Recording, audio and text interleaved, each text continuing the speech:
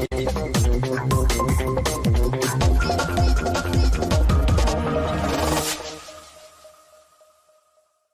عليكم ورحمة الله وبركاته. أهلا بكم في برنامجكم بكل صراحة.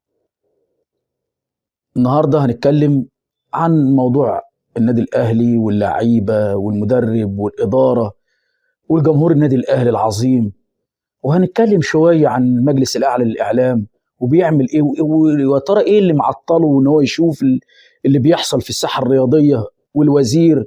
فيعني ده الموضوع الفيديو بتاعنا اللي هنتكلم فيه. بس قبل ما اتكلم في الفيديو، طبعا الناس عارفه او اللي بتشوفني ان انا سبت القناه بقى لي فتره كبيره قوي ما بشتغلش فيها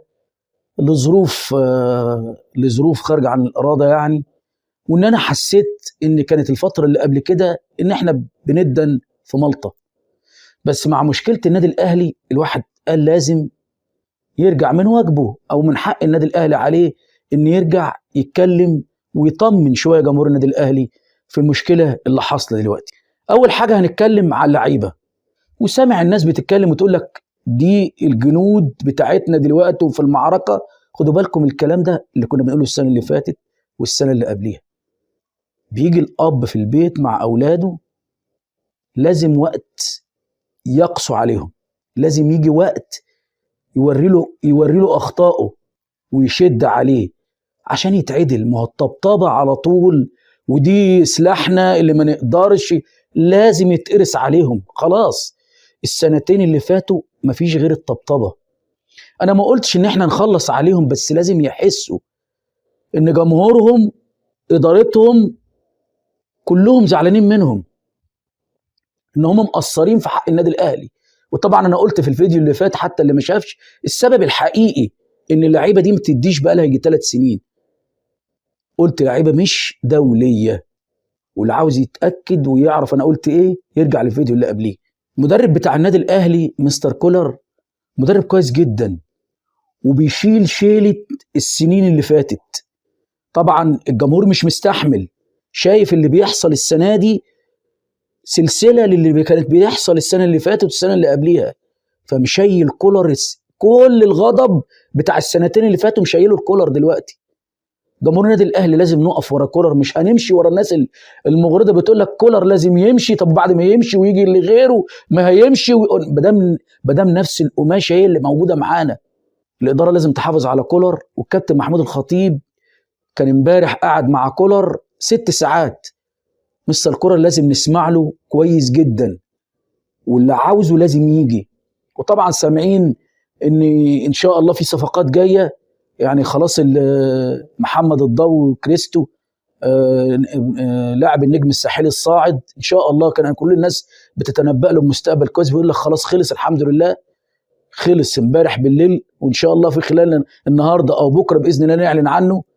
دانيال إيفري لاعب غانا، منتخب غانا ان شاء الله برضو بيقولوا ان خلاص قرب، وان شاء الله في بعض المشاكل البسيطه. كام لاعب من الدوري المصري مش هنقدر نقول الاسامي، لكن يعني باذنك يا رب ان شاء الله مع المهاجم البرازيلي اللي جاي ان شاء الله تبقى احسن. لو جاله 5 لعيبه يخشوا في وسط البتاع دي تحمس اللعيبه، تحس ان في حد بيدبدب وراها.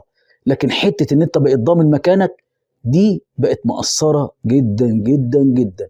كلمه لجمهور النادي الاهلي، الصبر على الاداره. مش احنا، مش جمهور النادي الاهلي اللي يشتم ادارته ويشتم الكابتن محمود الخطيب.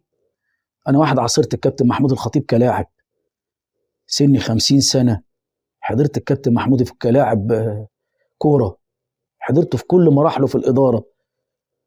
مخلص للنادي الاهلي، مخلص لجمهور النادي الاهلي. معلش جل من لا يسهو، ما حدش ما بيخطأش، كلنا بنخطأ. ما فيش غير سيدنا رسول الله صلى الله عليه وسلم، رسول الله هو المعصوم. بس ورا الكابتن محمود الخطيب وهتتعدل. جمهور النادي الاهلي يبقى ورا الاداره، نقول لها عندك خطأ وعاوز يتصلح، عندك بطء وعاوز يبقى اسرع من كده، الزمن بقى غير الزمن. نبدأ نوجه للاداره ان احنا عاوزين كده، بس ما نغلطش في رموزنا. كابتن محمود الخطيب رمز كبير جدا. كفايه اللي شايفينه من الخراره وقناه الخراره والمذيعين اللي هناك، او النقاد اللي بيقولوا عليهم نقاد وشايفين الكلام البذيء اللي بيتقال على الكابتن محمود الخطيب، مش عاوزين جمهور النادي الاهلي كمان يبقى عليه. ننصح، ننقد، نقول ما ينفعش، نقول سرعوا شويه، لكن نغلط في الكابتن محمود الخطيب؟ انا بقول ما ينفعش. من جمهور النادي الاهلي ما ينفعش. اللي شاف محمود الخطيب لاعب واداري يعرف قد ايه ان بيحب النادي الاهلي وبيخاف عليه وبيحترم ازاي جمهور النادي الاهلي اللي خيره عليه وعلى النادي. كلمه بقى للمجلس الاعلى للاعلام. الناس كلها بتسال وبتقول، انا سامع ناس من امبارح بتقول لك لازم الكابتن الخطيب يقدم شكاوي المجلس الاعلى للاعلام، يقدم للوزير. وبعدين احنا سالنا يعني فين المجلس الاعلى للاعلام وفين بيبقى ايه؟ قالك مشغول مش فاضي. بيقول لك يعني مش فاضيين، عمالين يصلحوا في الحمامات هناك في المجلس الاعلى وبيظبطوا في الحمامات. ايه السبب؟ بيقول لك مش فاضيين. بيقول لك السبب ان الفتره اللي كانت فاتت دي كلها كانوا بيضربوا كرومب الصبح والقاس بعد الظهر، فمش فاضيين، رايحين جايين على حمام باظت. فكل ما يضربوا الكرومب والقاس مش فاضيين يبصوا لا في شكاوي ولا في اي حاجه، فقاعدين يتصلحوا في الحمامات فمش فاضيين. انا بقول للناس اللي بتقول لنا قد للكابتن محمود الخطيب انتقده، قدم شكاوي للمجلس الاعلى للاعلام، مش هيعمل حاجه. كلهم خدامين، كلهم شايلين شنطه للزلنطحي. وزير الرياضه ادينا عارفين وادينا اتكلمنا عنه وادينا قلنا عليه، لا حول ولا قوه. فما بيبقاش احنا كمان جمهور النادي الاهلي ضد الكابتن محمود الخطيب ويهاجم الكابتن محمود الخطيب. انتقد براحتك، قول ما ينفعش براحتك، قول عاوزين نصلح براحتك، قول العيب الفلاني لازم يتصلح لازم يتقال، لكن ما نهاجمش ونشتم ونهين. مش تيجي كفايه اللي احنا شايفينه من الخراره وقناه الخراره. وربنا يا رب يسهل ويبطلوا اكل كرومب وقلقاس في المجلس الاعلى للاعلام عشان يبقوا فاضيين لنا. ما هم رايحين جايين على الحمام مش فاضيين لنا. اتمنى من جمهور النادي الاهلي العظيم وقف ورا مجلس الاداره، وان شاء الله اللي جاي احسن للنادي الاهلي. اكيد الكويس هو اللي هيبقى، والله العظيم هو اللي هيبقى. كل اللي احنا شايفينه، الصخب اللي احنا شايفينه ده هينتهي. وقلت انا ما كنت بعمل الاول وكنت منتظم في القناه، مفيش معركه هيخشها الكابتن محمود الخطيب باذن الله يعني غير هينتصر. ليه؟ ان بيخاف ربنا وبيراعي ضميره. صدقوني في الاخر مش هيصح الا الصحيح.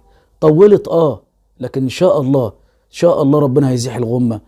والناس دي كلها اللي على الساحه دي، الساحه الرياضيه دي، اللي ما بتعرفش ربنا لازم تنتهي. تحيه كبيره لجمهور النادي الاهلي العظيم اللي واقف ورا ناديه، اللي بينتقد عشان الاصلاح مش عشان الهدم. وربنا ودعواتكم كده يبطلوا اكل كرومب وقلقاس عشان يفوقوا لينا، بدل ما هم يا عيني مشغولين في الحمامات رايحين جايين. السلام عليكم ورحمه الله وبركاته.